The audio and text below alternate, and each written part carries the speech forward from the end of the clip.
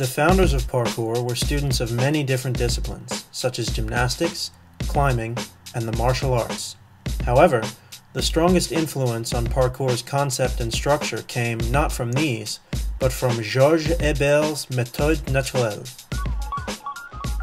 Hebert, who was a leader in the development of modern physical education, devised a complete training system based on moral and ethical principles such as courage, action, and altruism.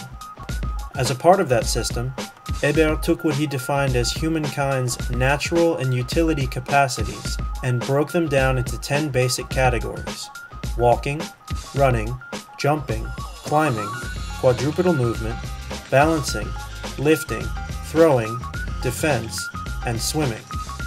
Students of Hebert's natural method would engage in training sessions combining most or all of these capacities to develop physical and mental strength that could be adapted to any environment under any circumstances. Hebert believed that every human being had a responsibility to continuously develop themselves, physically and mentally, so as to be fully prepared to help others, especially in difficult situations in life. Hence his motto, "Être fort pour être utile." One must be strong to be useful. Although the founders of parkour never studied the natural method directly, they were strongly influenced by le parkour du combat, a military obstacle course discipline that grew directly out of Hebert's teachings. Thus, it's not surprising that parkour shares many of the core principles of the natural method, including its philosophy of whole-body strength and its insistence on utilitarian natural motion.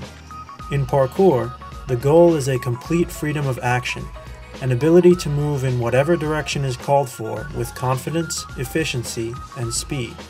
A tresseur's toolkit consists of any kind of movement that could be used to overcome an obstacle, including things like running, jumping, climbing, and rolling, as well as certain parkour-specific movements like the arm jump or the cat pass.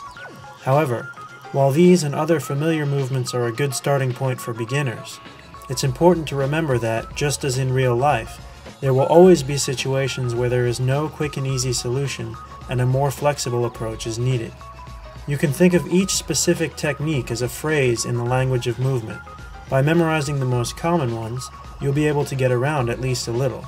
But if you limit yourself to that kind of ability, if your answer to everything is a predefined response, you will never progress beyond a certain level, because you will constantly be trying to fit the world into your parkour instead of the other way around. It is the environment itself that matters, the environment and your ability to pass through it. For that reason, a tresseur's attention should always fall first upon the obstacles and only second on the moves.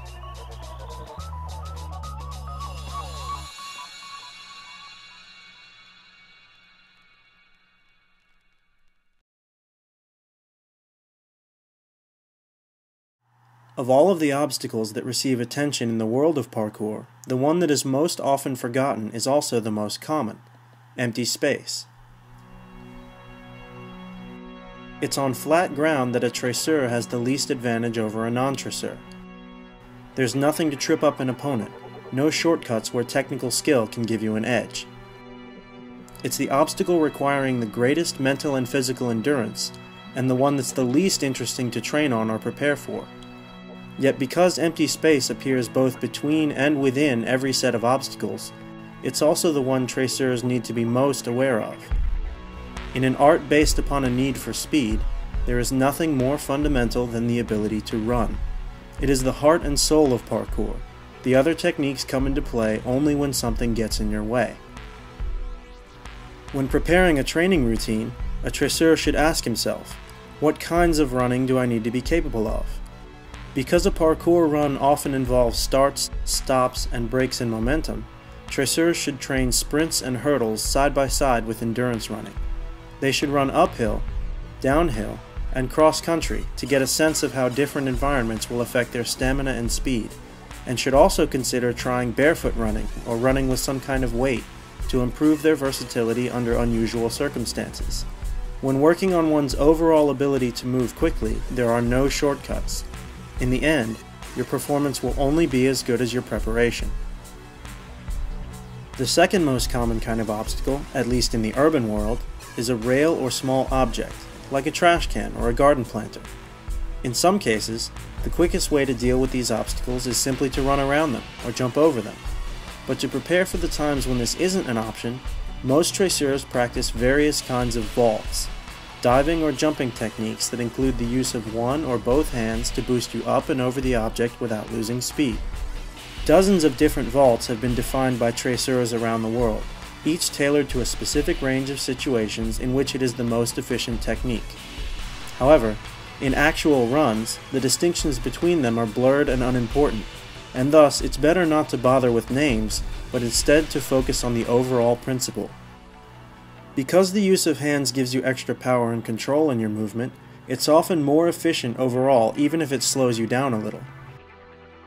Having your hands in place allows for last-second adjustments to speed and direction that aren't possible in midair. Also, vaulting tends to keep your center of mass lower than jumping or hurdling, meaning that you expend less energy fighting gravity and absorb less impact on returning to the ground.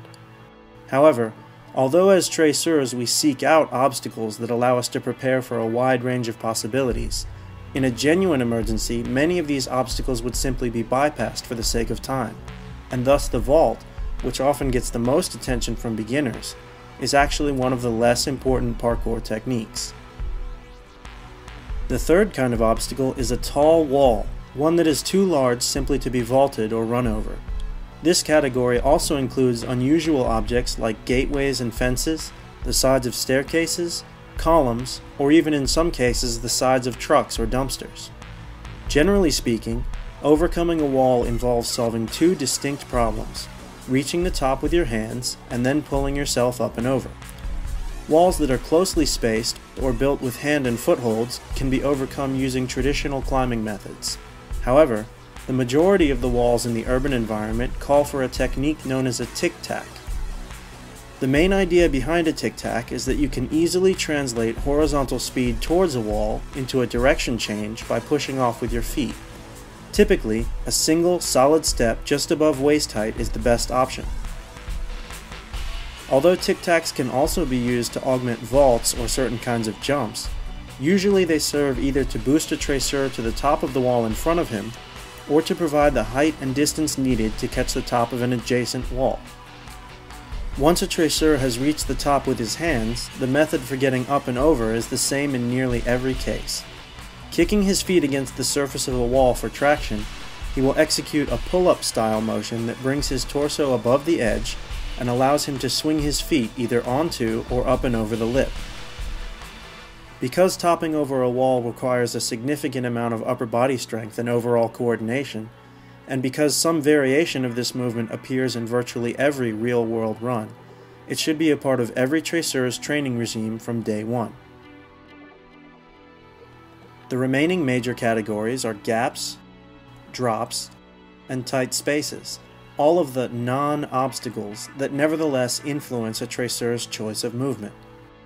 Gaps come in so many shapes and sizes that it's nearly impossible to list every method of getting across them.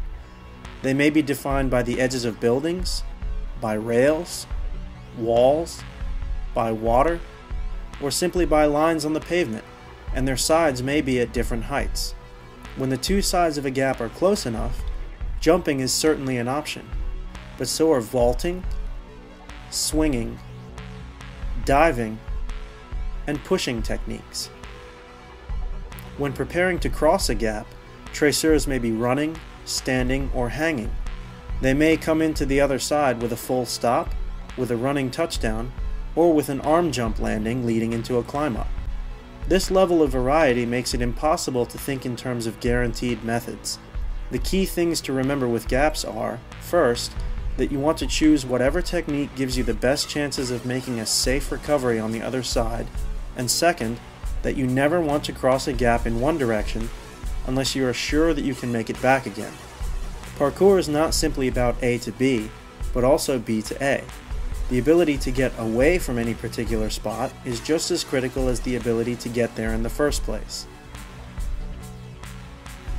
Drops can also come in a variety of configurations, but the methods for dealing with them are much more limited. Because drops create enormous forces of impact, especially in the urban environment where most landing surfaces are hard and unyielding, they are among the most dangerous of parkour techniques. Even drops of relatively small heights like 6 or 7 feet should be built up to over long periods of time, with a slow progression that includes conditioning and strength training for the knees and ankles. In the interest of safety, most traceurs try to avoid taking large drops altogether and, when necessary, utilize a hanging method that allows them to shorten the fall by the length of their body. The two main landing techniques, which can be used from this position or from any other kind of starting point, are the roll, which absorbs the impact by translating vertical motion into forward rotation, and the slap out, which dissipates shock and helps guide a traceur towards a healthy landing position. Again, a good rule to bear in mind is not to take a drop if you are unsure of your ability to get back up to where you started.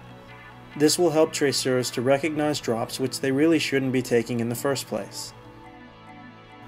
The final kind of obstacle, a tight space, crops up in many different places in the urban world, most often in railings, but also in windows, pipes, and occasionally in walls themselves. One of the most common methods for moving through a hole is the underbar, which allows a traceur to swing through a gap by his hands without losing speed. Other simple alternatives include variations on rolling, vaulting, crawling, and climbing. When dealing with a hole, the principal danger is banging your head or knees on the edges, and thus often a traceur will choose a slower, more complicated method in the interest of safety. These 6 broad categories represent maybe 75% of the obstacles in the urban landscape and, as we have seen, can usually be overcome using only standard techniques such as vaults, tic-tacs, arm jumps, underbars, and rolls.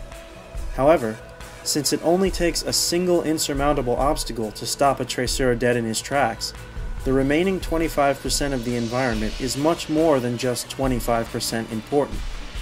Success in overcoming the unexpected depends not on proficiency with pre-planned, predefined techniques, but on core qualities such as strength, balance, quick reflexes, and coordination. A traceur must be able to think on his feet even if his feet are already busy, to smoothly execute moves that he is making up on the spot as though he had practiced them 1,000 times before. This is why parkour training places a heavy emphasis on things like individual precision landings, hanging traverses, balanced cat crawling, and other movements that don't crop up very often in actual full-speed runs, because you never know exactly what combination of power and skill will be needed when you come up against that 1 in a million obstacle. Those movements, along with conditioning exercises like high jumps, press-ups, and crunches, are crucial to developing a body that is capable of dealing with anything, not just with the things you can plan on and prepare for.